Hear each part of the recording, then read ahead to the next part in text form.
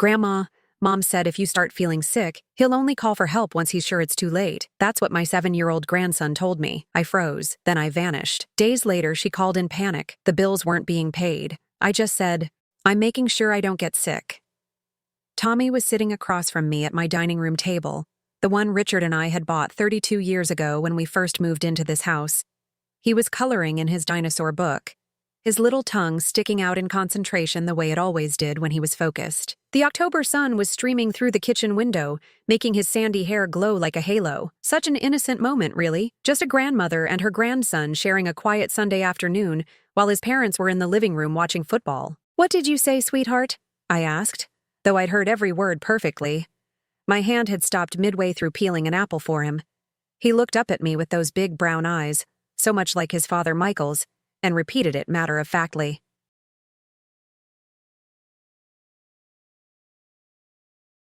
Before we continue, comment where you're watching from and subscribe to the channel. We'd love to see how far our stories are reaching. Mom said if you get sick, Dad should wait to make sure it's really bad before calling anyone. She said old people go to the hospital for everything and it costs too much money. The knife slipped from my hand and clattered onto the plate. Tommy jumped a little at the sound. When did Mommy say this? My voice came out steadier than I felt. Yesterday when you called about your back hurting. After Dad hung up, Mom said you complained too much and that you're probably just trying to get attention. He went back to coloring, completely unaware that he'd just shattered something inside me. Jessica, my daughter-in-law of 9 years, the woman who smiled so sweetly at family gatherings and always complimented my cooking, the same woman who apparently viewed my potential medical emergency as an inconvenience to be managed, rather than a crisis to be prevented. Tommy, honey, why don't you take your coloring to the living room? I need to start dinner. Okay, Grandma. He gathered his things and bounced out of the kitchen. I sat there in my kitchen, in the house where I'd raised Michael, where I'd nursed Richard through his final illness 5 years ago, where I'd welcomed Jessica as a daughter, and Tommy as the grandchild I'd always dreamed of. And I felt like a stranger in my own life. The thing is, I'd been feeling it for a while. Little comments here and there. The way Jessica would exchange looks with Michael when I mentioned any ailment. How they'd started forgetting to invite me to things until the last minute. The subtle suggestions about nice retirement communities, where I'd have people my own age to talk to. I walked to the doorway and looked into the living room. Michael was absorbed in the game, occasionally calling out plays to the TV. Jessica was on her phone, probably texting her sister about their upcoming girls' trip to Vegas. The trip I was funding, though they didn't know I knew that, just like I funded so many things they didn't realize. The car insurance that was still in my name, the cell phone family plan, the quarterly property taxes on this house that was still technically mine, though we all pretended it was theirs, the medical insurance that covered all 3 of them through Richard's pension that I managed. Little Tommy's private school tuition that I paid directly. I'd been happy to help. That's what family does, I'd told myself. Michael worked so hard at his accounting firm, and Jessica was busy with her part-time work at the boutique. They were building their lives, and I was in a position to make things easier for them. Richard had left me well provided for, and what good was money sitting in the bank when my family needed it? But if you start feeling sick, he'll only call for help once he's sure it's too late. Those words echoed in my head as I watched them. My son, my daughter-in-law, the family I'd sacrificed for, supported, loved unconditionally. And apparently, I was just a burden waiting to happen. An old woman whose life was worth less than the potential cost of an ambulance ride. I went back to the kitchen and started dinner. Pot roast, Michael's favorite. Mashed potatoes the way Jessica liked them, with cream cheese and chives. Green beans for Tommy because he needed his vegetables. I moved through the familiar motions while my mind raced. 68 years old. That's all I was. Not ancient, not infirm. I still walked 3 miles every morning. I volunteered at the library twice a week. I did my own shopping, cooking, cleaning. Hell, I still did most of their laundry because Jessica said the washer at their apartment was too small. Their apartment. That was rich. They'd been living here for 3 years, ever since Jessica got pregnant with Tommy and they couldn't afford their rent anymore. Just temporarily, Mom, Michael had said, until we get back on our feet. 3 years of temporarily. Dinner was the same as always. Michael talked about a new client at work. Jessica complained about her manager at the boutique. Tommy told us about his science project, and I smiled and nodded and served seconds and cleaned up afterward while they went back to the living room. Great dinner, Mom, Michael called out, not looking up from his phone. Thanks, Eleanor, Jessica added, though the roast was a tiny bit dry. Maybe cook it a little less next time? I stood at the sink, washing dishes, and made a decision. By the time they left that evening, Tommy giving me a sticky kiss on the cheek and Michael absently patting my shoulder, I had a plan. Not a dramatic confrontation, not a big scene, just absence. The next morning, Monday, I got up at 5 instead of 6. I packed quietly, methodically. Not everything. That would be too obvious. Just essentials. Important documents. Some clothes. The jewelry box Richard had given me for our 40th anniversary. Photo albums. My laptop. I made a phone call to Betty, my friend from book club who'd moved to Asheville, North Carolina 2 years ago. Of course you can visit, she said immediately when I explained I needed a change of scenery. Stay as long as you need. I wrote a note. Simple, direct. Taking some time for myself. Don't worry about me. I'm making sure I don't get sick. Eleanor. I left it on the kitchen counter, right where Jessica would see it when she came to drop off her laundry as she did every Monday morning. I called a taxi to take me to the airport. As we pulled away from the house, I didn't look back.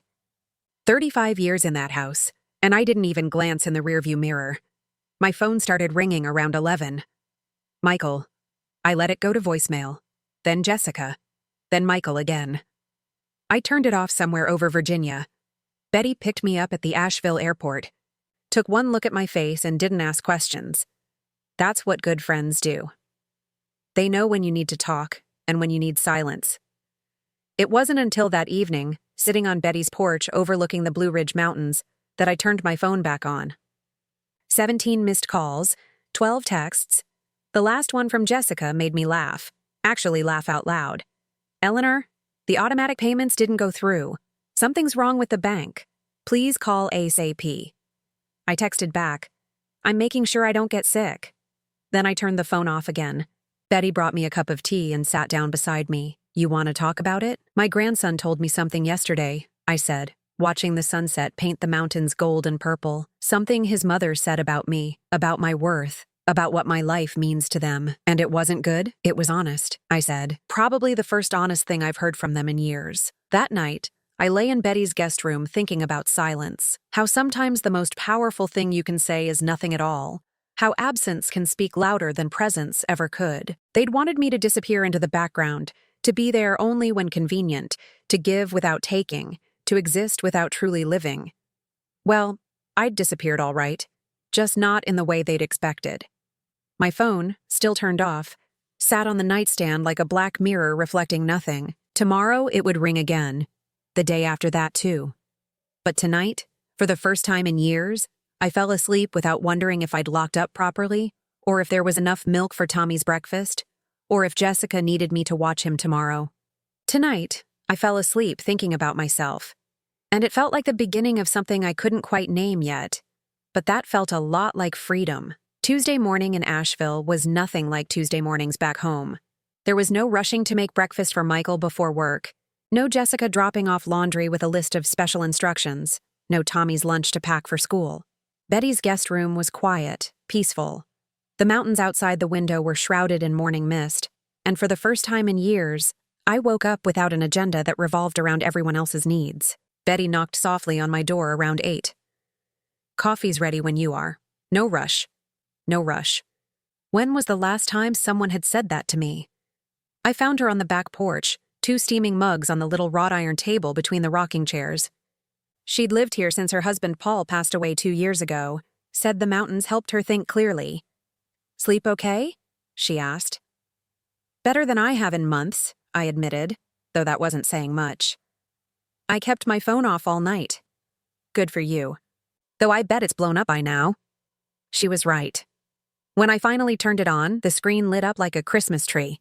37 missed calls, 42 text messages.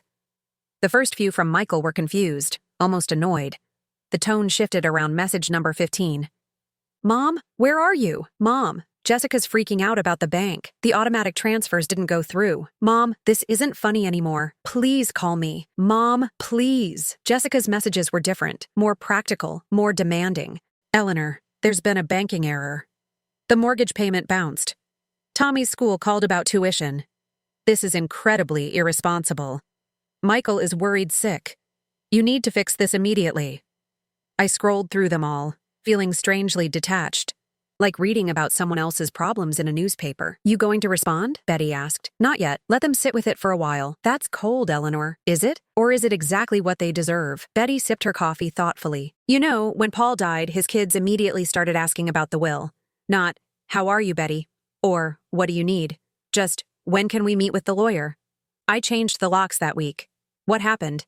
They learned to ask how I was doing first. Amazing how quick people learn when their comfort depends on it. We sat in comfortable silence for a while, watching the mountains wake up. Around 10, my phone rang. The caller ID showed Riverside Elementary. I should take this, I said. It might be about Tommy. Mrs. Wilson, this is Mrs. Chen, the school secretary. We're calling about Thomas's tuition. The automatic payment was declined yesterday. I see. Will there be another form of payment coming? We have a 3-day grace period, but after that, you'll need to contact his parents about that. Jessica and Michael Morrison. There was a pause. But the account is in your name, Mrs. Wilson. Not anymore. Thank you for calling. I hung up before she could respond. 3 days. Jessica had 3 days to figure out how to pay for Tommy's private school, the same school she'd insisted on because public school just isn't good enough for our Tommy. Betty raised an eyebrow. You really canceled everything? Everything. Car insurance, cell phones, health insurance, tuition, mortgage, utilities, even the Netflix account. Good Lord. Eleanor, they must be losing their minds. They're discovering what I'm actually worth to them. Not in emotional terms, they made that clear, but in real, practical dollar-sign terms. Around noon, someone unexpected called. It was Margaret Chen from the library where I volunteered. We weren't close friends, but we'd worked together for 3 years. Eleanor, I hope I'm not overstepping, but is everything all right? Your daughter-in-law was here this morning asking if anyone had seen you. She seemed quite agitated. What did she say? She said you'd disappeared and that the family was worried sick. But Eleanor, the way she was asking questions, it was more about your banking information than your well-being. She wanted to know if you'd mentioned anything about changing banks or moving money. I closed my eyes. Of course, Jessica would focus on the money. What did you tell her? Nothing. It's none of my business. But I thought you should know she's looking for you. She also went to the senior center and your doctor's office. My doctor's office, where I'd just had a checkup 2 weeks ago. Perfect blood pressure for my age. Cholesterol managed with diet, walking 3 miles daily. But to Jessica, I was one fall away from being a burden. Thank you for letting me know, Margaret. Eleanor, whatever's happening, I hope you're taking care of yourself. For the first time in years, I am. Wednesday brought a new development. Michael had taken time off work. I knew because his assistant, a sweet girl named Amy, called me directly. Mrs. Wilson, I'm sorry to bother you, but Mr. Morrison asked me to try reaching you. He's very concerned. How long has he taken off? Amy, the rest of the week. He said there was a family emergency. A family emergency. Yes. I supposed losing your free ride would constitute an emergency. Tell him I'm fine, Amy. There's no emergency. Should I tell him where you are? No, just that I'm safe. Thursday morning. Betty and I were at the local farmer's market when my phone rang with a number I didn't recognize. I almost didn't answer, but something made me pick up. Grandma? It was Tommy, but not from his regular phone. Hi, sweetheart. Whose phone are you using? My teacher's, Mrs. Patterson. She let me call you because I was crying. My heart cracked a little. Oh, honey, why were you crying? Mommy and Daddy keep fighting, really loud. And Mommy said we might have to move to a different house and I might have to change schools and it's all your fault because you're being mean. Tommy, listen to me. Sometimes grown-ups have to make hard choices. This isn't your fault, and you're going to be okay. But why did you leave? Don't you love us anymore? I love you more than anything in the world, but sometimes loving someone means you have to step back and let them learn important things. What kind of things? How do you explain to a 7-year-old that his parents have been treating his grandmother like a walking ATM? That his mother valued my bank account more than my life? Grown-up things, sweetheart. But I promise you, everything will work out. When are you coming home? I don't know yet.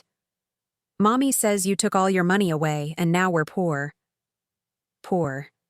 They had 2 incomes, a free house to live in, and no sense of financial responsibility. But sure, they were poor. Tommy, you're not poor. Your parents just need to learn how to take care of things themselves. Like when you taught me to tie my shoes. Exactly like that. But you helped me at first. Yes, and I helped your parents for a long time. Now it's time for them to do it on their own. There was noise in the background. Then Mrs. Patterson's voice. Mrs. Wilson, I'm sorry, but Thomas needs to return to class. Thank you for letting him call. Mrs. Wilson? I don't know what's happening, but Thomas is a wonderful boy. He talks about you all the time. Thank you. Please keep an eye on him for me. Of course. After I hung up, Betty found me crying by the apple stand. That grandson of yours? I nodded, unable to speak. He's the hardest part, isn't he? He doesn't understand. He thinks I abandoned him.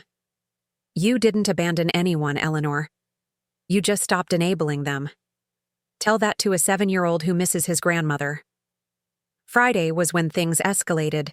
I woke up to 53 text messages, but one stood out. It was from Michael. Mom, Jessica doesn't know I'm texting you. Can we talk? Just you and me? Please. I stared at that message for 20 minutes before responding. Call me at 2 p.m. At exactly 2 p.m., my phone rang. Mom? Michael's voice was different. Tired. Defeated, maybe. Hello, Michael. Mom, I found out about the money. All of it. What do you mean? I went through our accounts. Jessica's been hiding things from me. I didn't know you were paying for everything. She told me we were doing fine on our own, that you just helped with little things here and there. I let the silence stretch between us. Mom, I'm sorry. I'm so sorry. I should have paid attention. I should have known. Yes, you should have. The thing Jessica said about waiting if you got sick. Mom, I swear I didn't know she felt that way. But you knew she didn't respect me. You heard the comments, the suggestions about retirement homes, the way she talked about me when she thought I couldn't hear. Silence. You're right, he finally said. I knew she didn't value you the way she should. I just thought it was normal mother-in-law stuff. Normal? Is it normal to take hundreds of thousands of dollars from someone while plotting to let them die? That's not... She wouldn't really... Wouldn't she? Tell me, Michael, if I had a heart attack in your living room, what would Jessica do? Call 911 immediately? Or check to see if I was really sick first? I could hear him breathing heavily on the other end. I don't know, he admitted quietly. And that terrifies me. It should. Mom, what do you want from me? I want you to understand that I'm done. Done paying for everything. Done being disrespected. Done being treated like a burden in waiting. What about Tommy? What about him? He needs stability, his school, his home.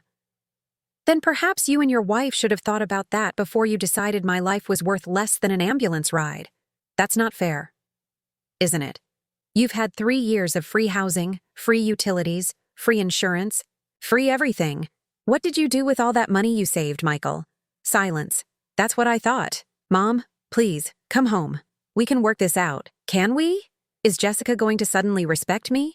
Are you going to suddenly grow a spine and stand up to her? Are either of you going to take responsibility for your own lives? I'm trying to. Try harder. And Michael, don't call me again until you have a real plan. Not promises, not apologies. A real plan for how you're going to live without my money. I hung up and turned to Betty, who'd been listening from the kitchen doorway. That was harsh, she said. It was honest. What if they actually change? I thought about that. About Michael's voice, how young he'd sounded. About Jessica's calculating nature. About sweet Tommy caught in the middle.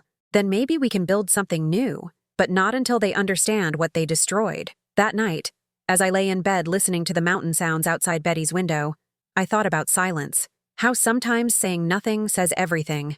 How absence can be more powerful than presence. They were learning now, the hard way, what I was worth. Not just financially, but practically. Who would cook Sunday dinners? Who would watch Tommy when they needed a date night? Who would remember birthdays? Buy Christmas presents? Keep the family traditions alive? My phone sat dark on the nightstand, no doubt full of new messages, new pleas, new demands. But for now, I let the silence speak for me. Let them hear what life sounded like without Eleanor Wilson in it. Let them understand that some things, once broken, can't be easily fixed. And somewhere in that silence, maybe they'd finally hear what they should have heard all along. That I was a person, not a resource, a mother and grandmother, not a convenience. But I doubted Jessica would ever hear that. She was too busy calculating what my absence was costing her in real dollars and cents. The question was whether Michael would finally hear it, and whether it would be enough to save what was left of our family. Saturday morning marked 2 weeks since I'd left. Betty had gone to visit her daughter in Charlotte for the weekend, leaving me alone in her mountain house. The solitude felt different from loneliness. It was chosen, purposeful. I was making breakfast when my phone rang. A number I didn't recognize, but the area code was from home. Hello? Mrs. Wilson? This is Dr. Martinez from Riverside Elementary. The principal. This couldn't be good. Yes, Dr. Martinez? I'm calling about Thomas. There's been an incident. My heart stopped. Is he hurt? No, physically he's fine. But he's been acting out in class. Yesterday he pushed another student, and today he refused to participate in any activities. This isn't like him at all. No, it isn't. Mrs. Wilson, his teacher mentioned that there seemed to be some family issues.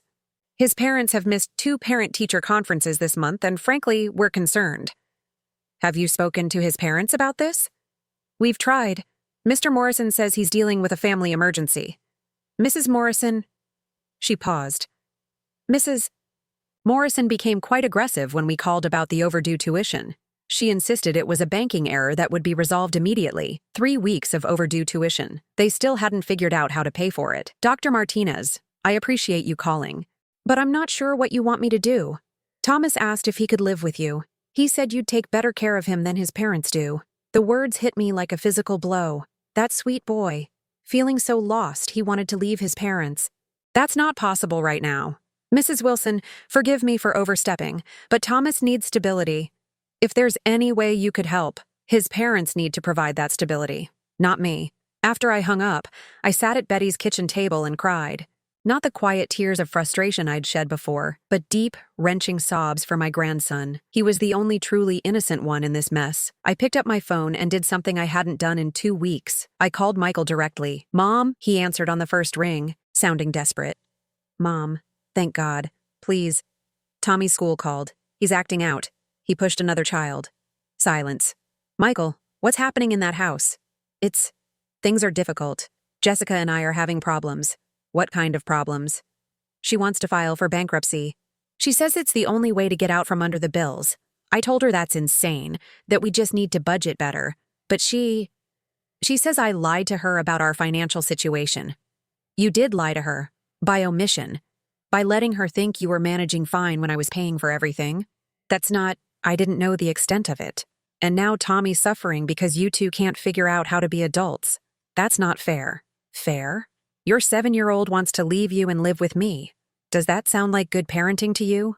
I could hear him breathing heavily. Mom, please come home. Not for us. For Tommy. If I come back, what changes? Do I go back to paying for everything while Jessica waits for me to die? No, of course not. Then what? Tell me exactly what would be different. We'd appreciate you more. Appreciate me. Like I'm doing you a favor by existing. That's not what I meant. It's exactly what you meant. You still don't get it, do you? This isn't about appreciation. It's about basic human decency. It's about not plotting my death while spending my money. She wasn't plotting your death. No? Then what do you call discussing when it's too late to help me if I get sick? Silence. I have to go, Michael. Get your house in order. Be a father. Tommy needs you to step up. I hung up and immediately felt guilty, but guilt had controlled me for too long.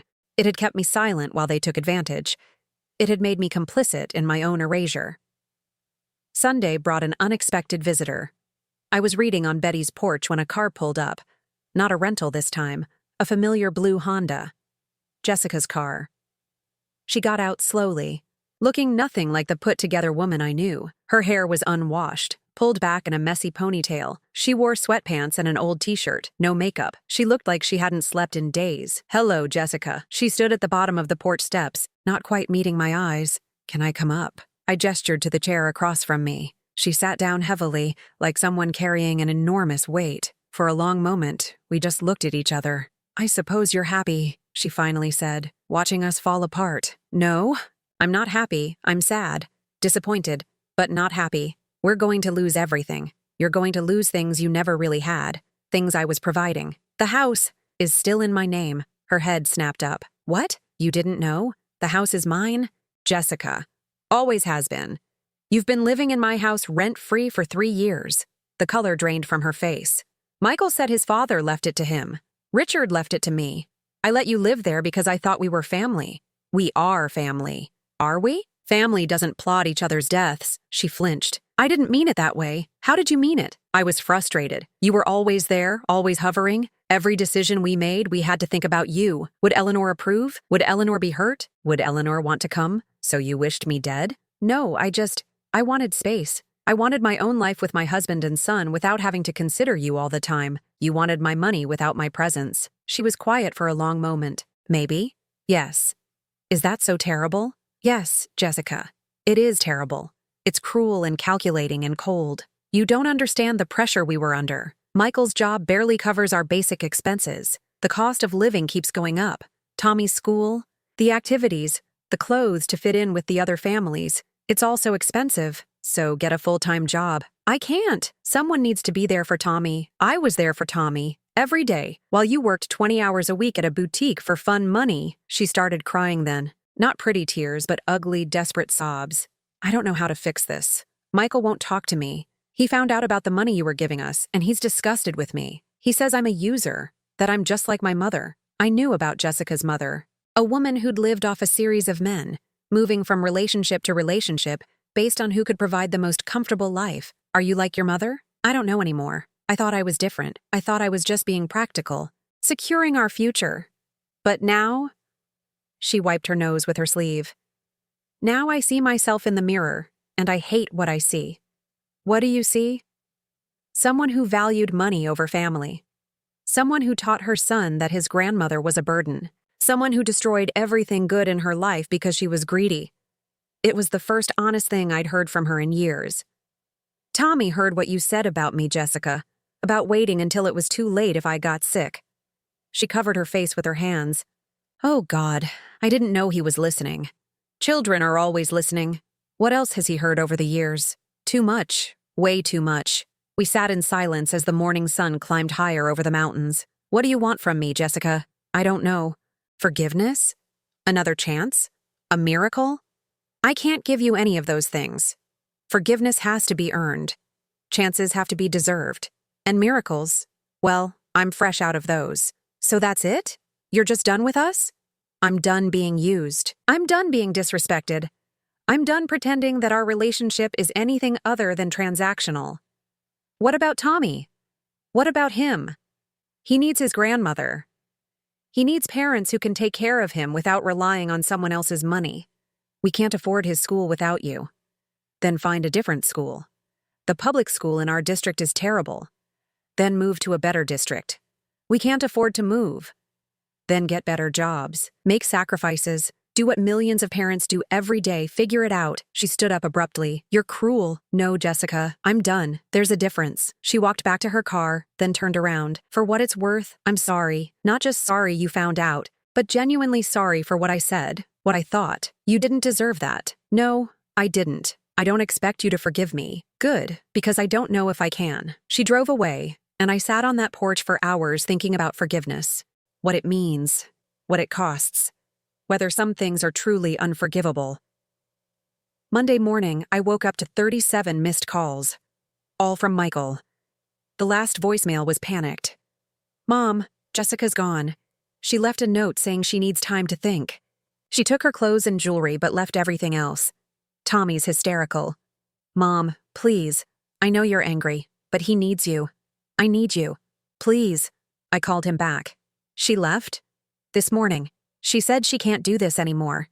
That she's becoming her mother and she needs to figure out who she really is." "Where did she go?" "Her sister's. I think. Maybe. I don't know." "What are you going to do?" "I don't know. I have to work. Tommy has school. I don't know how to do this alone." "You're not alone. You're a single parent. Millions of people do it every day. Mom, please, just come home. Not to take care of us. Just to be here. To be his grandmother." I thought about Tommy, confused and scared, watching his world fall apart. "I'll think about it." "Mom?" I said I'll think about it, Michael. "But understand this. If I come back, everything changes. The house, the money, the dynamics, everything." "I understand." "Do you? Because I won't go back to being invisible. I won't go back to being used. And I won't pretend that the last 3 years didn't happen." "I understand." But did he? Did he really understand that his mother had finally found her voice, her worth, her boundaries, that the silent, giving Eleanor was gone forever? That night, Betty came home from Charlotte and found me packing. "You're going back? For Tommy. Only for Tommy. And if they haven't changed, then I'll know I tried. And I'll leave again. Permanently this time." "You're stronger than you were 2 weeks ago." "I had to be. They gave me no choice." As I folded my clothes, I thought about the silence I was about to break. 2 weeks of absence had shifted everything. Jessica was gone, maybe for good. Michael was floundering. And Tommy needed stability, even if it came from the grandmother his parents had tried to erase. But I wouldn't be erased. Not anymore. Not ever again. The silence had taught them what I was worth in dollars and cents. Now they'd learn what I was worth as a human being. And if they couldn't see that, if they couldn't respect that, then the silence would return. Permanently this time. Because some things, once broken, can't be fixed. They can only be rebuilt from scratch.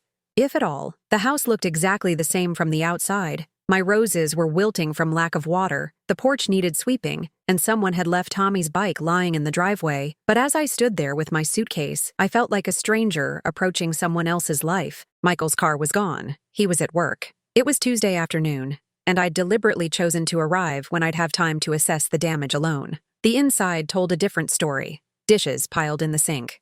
Laundry overflowing from baskets in the hallway.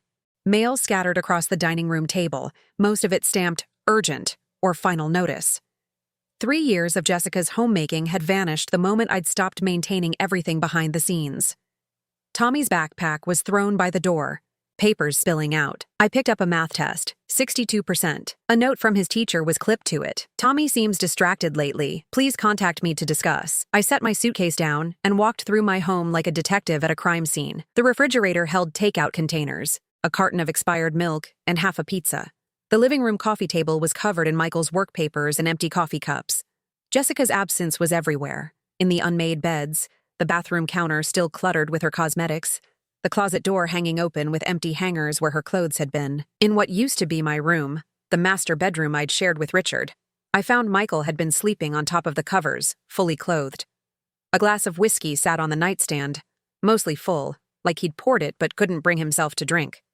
I was standing in Tommy's room, looking at his drawings taped to the wall, pictures of our family where I was always drawn smaller than everyone else, pushed to the edge of the paper, when I heard the front door open. "Grandma?" Tommy's voice was uncertain, hopeful. I turned to find him standing in the doorway, his school uniform wrinkled, his face pale. He looked like he'd aged years in 2 weeks. "Hi, sweetheart." He ran to me then, slamming into my legs with such force I nearly fell. His arms wrapped around my waist and he sobbed, deep, body-shaking sobs that broke my heart. "I thought you were never coming back. Like Mommy.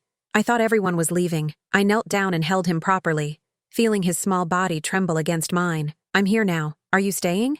"We'll see." That means no. That means we'll see. Michael found us there an hour later. Tommy curled up against me on his bed while I read him a story, the first piece the child had probably felt in weeks. "Mom." Michael looked exhausted, older. His suit was wrinkled, his tie loosened. "Thank you for coming. We need to talk. After Tommy's asleep." Tommy gripped my hand tighter. "Don't fight. Please don't fight." "We're not going to fight," I assured him. "We're just going to talk about grown-up things, like why Mommy left." Michael and I exchanged glances. "Yes," I said. "Like that." Dinner was quiet. I'd made spaghetti from what I could find in the pantry. Nothing fancy. But Tommy ate like he hadn't had a proper meal in days. Maybe he hadn't. "Dad's been giving me cereal for dinner," Tommy said, confirming my suspicion. "And McDonald's. Lots of McDonald's." "I've been doing my best," Michael said defensively.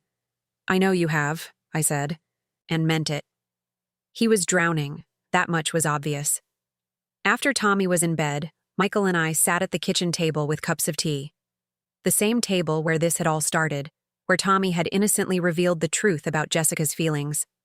"She's not coming back," Michael said without preamble. "She called yesterday. She's filing for divorce. How do you feel about that?" He laughed bitterly. "Relieved? Isn't that terrible? My marriage is ending and I'm relieved." "Why relieved?" "Because I don't have to pretend anymore. Pretend we're happy. Pretend she loves me and not just what I could provide. Pretend I don't see how she treats you, how she's been poisoning Tommy against you. You knew?" I suspected, but it was easier to ignore it, to tell myself it was just personality differences. He rubbed his face. "Dad would be so disappointed in me. Your father would want you to learn from this." "What's there to learn? That I'm weak? That I chose comfort over character? That you're human? That you made mistakes? That you can do better? Can I? Mom, I don't even know how to do Tommy's laundry." I tried yesterday and turned all his white shirts pink. Despite everything, I smiled a little. There's a learning curve. I found something, he said suddenly, getting up and retrieving a box from the counter. When I was looking for Jessica's insurance papers, he handed me the box.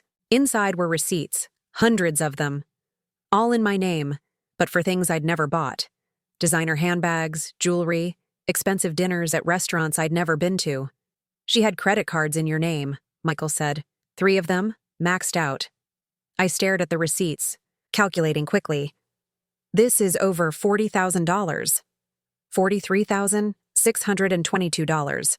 I added it up. How long?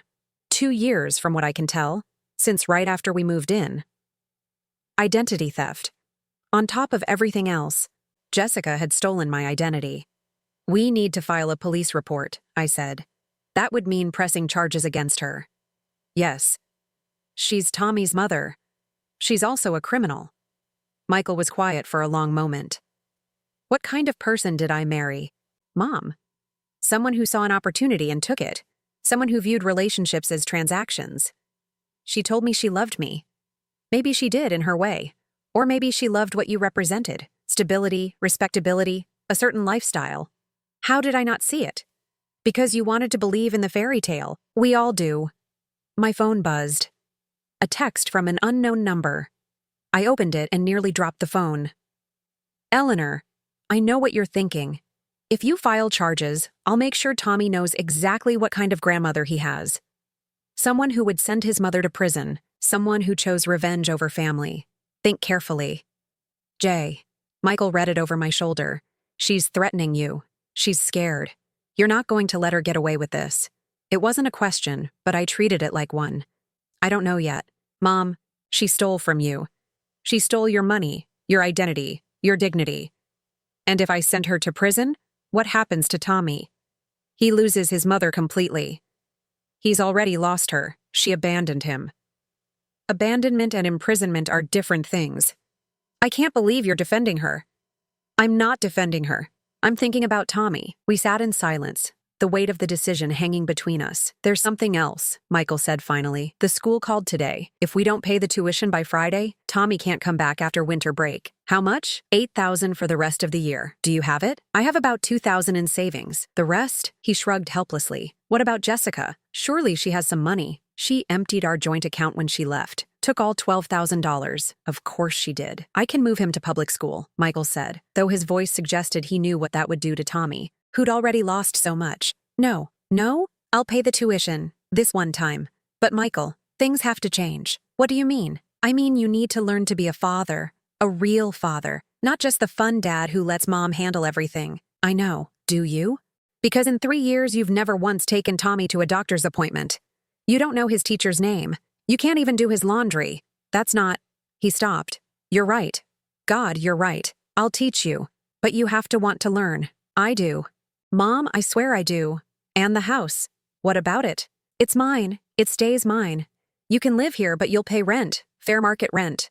$1,200 a month. Mom, that's less than you'd pay for a 2-bedroom apartment, and you know it. Fine. Yes, that's fair. And I'm not your babysitter. I'm not your maid. I'm not your cook. I'm Tommy's grandmother, and I'll be here for him. But you need to learn to take care of your own life. I understand. Do you? Because Jessica understood things too, until they became inconvenient. He flinched. I'm not Jessica. Prove it. That night, I lay in the guest room. I couldn't bring myself to sleep in the master bedroom, not yet, and thought about mirrors. How we see ourselves reflected in other people's eyes. For years, I'd seen myself through Jessica's eyes, a burden, an inconvenience, a resource to be managed. But Tommy's drawings on the wall told a different story now. In the newest one, probably done at school after I'd called, I was drawn right in the center, holding his hand, both of us the same size. He'd written, "My grandma," in shaky letters at the top. My phone rang. Jessica. You got my text. I got your threat. It's not a threat. It's reality. Do you really want Tommy to know his grandmother sent his mother to prison? Do you really want him to know his mother is a thief who stole from his grandmother? Silence. We're at an impasse, she finally said. No, we're not. You're scared and trying to manipulate me. Again, I'm trying to protect my son. From consequences, from truth, from reality, from trauma. You abandoned him, Jessica. You already traumatized him. I left temporarily to figure things out. You emptied the bank account and took your jewelry. That's not temporary. I needed resources. You stole $12,000 from my husband and $43,000 from me. Long silence. I was desperate, she finally said. No, you were greedy. You don't understand. I understand perfectly. You saw me as a resource, not a person. And when the resource dried up, you ran. That's not... Jessica, I'm going to make you an offer. One time only. What kind of offer? Pay back the money. All of it. Set up a payment plan. Get a job, sell your jewelry. I don't care how. Pay it back and I won't press charges. I can't pay back $43,000. Then you can explain to a judge why you stole it. Michael won't let you send me to prison. Michael doesn't get a vote. This is between you and me. I'll fight for custody. I'll tell the court you're unstable, that you abandoned the family. Try it. I have 3 years of documentation. Every receipt, every payment, every credit card statement, plus your text threatening me. How do you think that will look to a judge? Silence. 30 days, I said. You have 30 days to contact me with a payment plan. After that, I go to the police. Eleanor? I hung up. Michael was standing in the doorway. You heard? He nodded. She'll never pay it back. Probably not. So, you'll press charges? If I have to. Tommy will learn that actions have consequences. That stealing is wrong. That his grandmother is not a doormat. You've changed. No, Michael. I've finally become who I always was. Just too afraid to show it. He came into the room, sat on the edge of the bed like he used to when he was young and had a nightmare. I'm sorry, Mom. For everything. I know. Do you forgive me? I thought about that question. Really thought about it. I'm working on it. That's fair. Michael, what you and Jessica did, letting me believe I was part of the family while treating me like an ATM, it broke something in me. I know. I don't think you do. For 2 years after your father died, you were all I had. You, Jessica, and Tommy. And to find out that you saw me as a burden, I never saw you as a burden. You let her treat me like one. That's the same thing. He started to protest, then stopped. You're right. I need time, Michael. Time to trust again. Time to believe that you see me as your mother, not your financial safety net. How do I prove that to you? By being the son I raised, the one who knows right from wrong, the one who stands up for people who can't stand up for themselves, the one who values character over comfort. I want to be that person again, then be him. Starting tomorrow. He stood to leave, then turned back. Mom, I love you, not your money, not what you can do for me, you. After he left, I sat in the darkness thinking about love, how it could be weaponized, how it could be conditional, how it could be real even when everything around it was fake. Tomorrow would bring new challenges. Tommy would need help processing his mother's abandonment. Michael would need to learn how to be a single father, and I would need to decide whether to rebuild my life here or start fresh somewhere else. But tonight, in this house full of ghosts and broken promises, I finally felt something I hadn't felt in years. Respected. Not loved. Not yet. Trust would take time to rebuild, but respected. And that was enough to start with. 3 weeks had passed since my return. 3 weeks of watching Michael struggle and grow. He'd learned to do laundry without turning everything pink. He'd attended his first parent-teacher conference alone, taking notes like his life depended on it. He'd even started cooking simple meals. Though Tommy still looked at his father's attempts at spaghetti with deep suspicion. It was a Thursday morning when everything shifted again. I was at the grocery store, Tommy at school, Michael at work, when I ran into someone I hadn't expected to see, Jessica's sister, Patricia. She was standing by the produce, and when she saw me, her face went through several expressions before settling on something like guilt. Eleanor, Patricia. I wanted to call you, but Jessica said, I know what Jessica said. Patricia looked around nervously, then stepped closer. She's staying with me. Has been since she left. I know. She's different. Manic almost. Keeps talking about starting over. Becoming someone new. She's applied for jobs in California, New York, even overseas. Running away. It's what she does. That's the thing. Patricia hesitated. This isn't the first time. I set down my basket. What do you mean? Before Michael, there was Connor. She lived with him for 2 years in Boston. When things got difficult, she just left, cleaned out their joint account and disappeared. Did Connor press charges? He tried to find her, but she'd changed her name. Not legally, just started going by Jessica instead of Jennifer. Jennifer. Her real name was Jennifer. Why are you telling me this? Patricia looked miserable. Because I have kids too. And if someone did to me what she's doing to Tommy, I couldn't live with myself if I didn't say something. What else don't I know? Our mother. Jessica tells people she died when we were young. She didn't. She's in prison. Has been for 15 years. For what? Fraud. Identity theft. She stole from her employer, her neighbors, even from us. Jessica was 16 when Mom got arrested. I was 12. The pieces were falling into place. Jessica hadn't just learned these behaviors. She'd inherited them. She's planning something, Patricia said quietly. I don't know what, but she's been on the phone with someone, talking about insurance and leverage. She has a storage unit full of documents she took from your house. What kind of documents? Financial records, photo albums, Tommy's birth certificate, social security card, even some of Richard's old papers. Richard's papers. My stomach turned cold. Thank you for telling me. Patricia grabbed my arm as I turned to leave. Eleanor, be careful. When Jessica feels cornered, she gets dangerous. Not physically, but she knows how to hurt people where it counts most. I drove home with Patricia's words echoing in my head. When I arrived, there was a certified letter waiting, from Jessica's lawyer. I opened it with shaking hands. She was suing for full custody of Tommy, claiming I was mentally unstable and had kidnapped her son. She was also claiming that the house was marital property and demanding half its value in the divorce. My phone rang. Michael, Mom, I just got served. She's trying to take Tommy.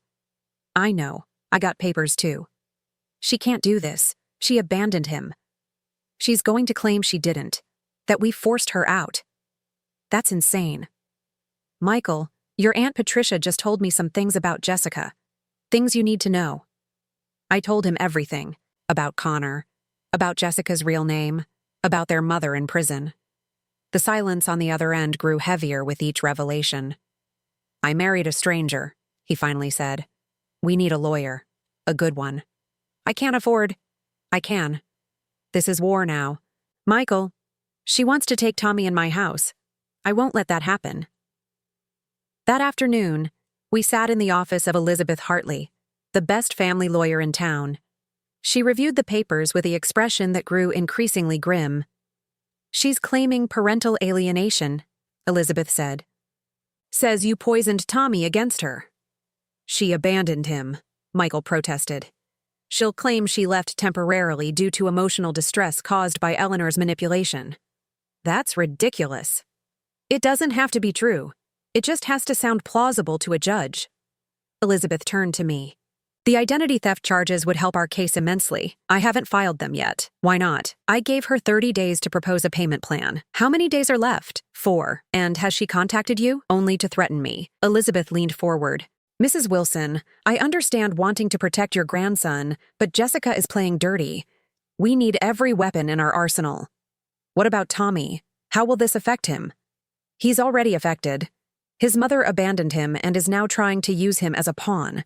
The question is whether you're going to let her. That evening, I was helping Tommy with homework when he asked, Grandma, is Mommy trying to take me away? I set down the pencil. What makes you think that? Lily's mom is a lawyer. She said she saw Mommy at the courthouse filing papers. Small towns. Nothing stayed secret for long. Your mom and dad are having some disagreements about grown-up things. About me? Sometimes, yes. I don't want to live with Mommy. She doesn't even like me. Why do you think she doesn't like you? She told Aunt Patricia I remind her too much of Daddy. That looking at me makes her sad. My heart broke for this perceptive child who understood far more than any 7-year-old should. Tommy, no matter what happens, you are loved. By your daddy, by me, by so many people. But not by Mommy. I couldn't lie to him. Your Mommy loves you in her own way. She just doesn't know how to show it properly. Like when she said you should die? She didn't say I should die, sweetheart. She said Daddy should wait if you got sick. That's the same thing. From the mouths of babes. That night, after Tommy was asleep, Michael and I strategized. We had character witnesses lined up. Teachers, neighbors, even Dr. Martinez from the school. We had financial records showing years of support. We had the threatening text messages. But Jessica had something too. The appearance of a mother fighting for her child. She's going to paint me as the villain, I said. The controlling mother-in-law who drove her away. No one who knows you would believe that. A judge doesn't know me. My phone buzzed. Another unknown number. Eleanor, you have something that belongs to me. Richard's life insurance policy. The one you never claimed. Sign it over to me and I'll drop the custody suit. You have 24 hours. Jay. I stared at the message. Richard's life insurance. The policy I hadn't claimed because I hadn't needed it. Wanted to save it for Tommy's college. $500,000. She wants the life insurance money, I told Michael. What life insurance? Your father had a policy. I never claimed it. Why not? I was saving it. For Tommy. For emergencies. For us. Michael finished. You were saving it for us. She must have found the papers when she took the documents. How does she even know about it? She went through everything, Michael. Every paper, every file. She knows more about our finances than we realized. We have to stop her. How? She's holding Tommy's custody over our heads. Michael stood up, pacing. We can't give in to blackmail, but if she gets custody, she won't. Mom, she abandoned him. We have witnesses. We have evidence. Courts favor mothers, not mothers who steal, abandon their children, and attempt blackmail. My phone rang. Elizabeth Hartley. Eleanor, I just got an interesting call. Jessica's lawyer wants to meet. Tomorrow. He says his client is willing to negotiate. What does that mean? It means she's not as confident as she's pretending to be. Can you and Michael come to my office at 9? We'll be there. After I hung up, Michael asked, what if she actually wins? Then we fight harder. What if Tommy has to go with her? Then we make sure he knows we fought for him, that we never gave up. Dad wouldn't have let this happen. Your father would have seen through Jessica from the beginning. You saw through her too, eventually. Too late. Not too late. You're here now, fighting. We sat in silence for a moment, then Michael said something that surprised me. I'm glad you left that day. What? When you disappeared for 2 weeks, it woke me up, made me see what I'd become, what I'd allowed. It almost destroyed your family. Jessica destroyed our family. You just stopped enabling the destruction. Michael. Mom. Those 2 weeks without you were the worst of my life. Not because of the money or the help, because I realized I'd lost my mother long before you physically left. I'd let Jessica erase you from our lives, bit by bit. You didn't let her. You just didn't stop her. Same thing.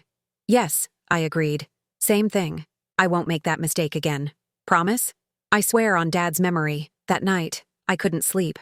I walked through my house, looking at the family photos Jessica hadn't managed to steal. Pictures of birthdays, Christmases, ordinary Tuesdays that had seemed insignificant at the time, but now felt precious. In one photo, taken just 6 months ago, we were all sitting around this very table. Jessica was smiling at the camera, her hand on Tommy's shoulder. Michael was looking at his phone. I was in the background, barely visible, cutting someone's birthday cake. Even in our happiest moments, I'd been pushed to the margins. But not anymore. I picked up my phone and typed a response to Jessica's blackmail attempt. I'll see you in court. Then I called Elizabeth Hartley's emergency line. I want to file identity theft charges. Tonight, before the meeting tomorrow. Are you sure? She's trying to steal my husband's life insurance money. She's trying to take my grandson. She's trying to take my house. Yes, I'm sure. I'll meet you at the police station in an hour. As I got dressed, I thought about bridges. How some were meant to be crossed, some were meant to be rebuilt, and some were meant to be burned. Jessica had burned every bridge between us the moment she'd said those words about my life being worth less than a hospital bill. Now it was time for her to feel the heat of those flames. I knocked on Michael's door. Get dressed. We're going to the police station. Now.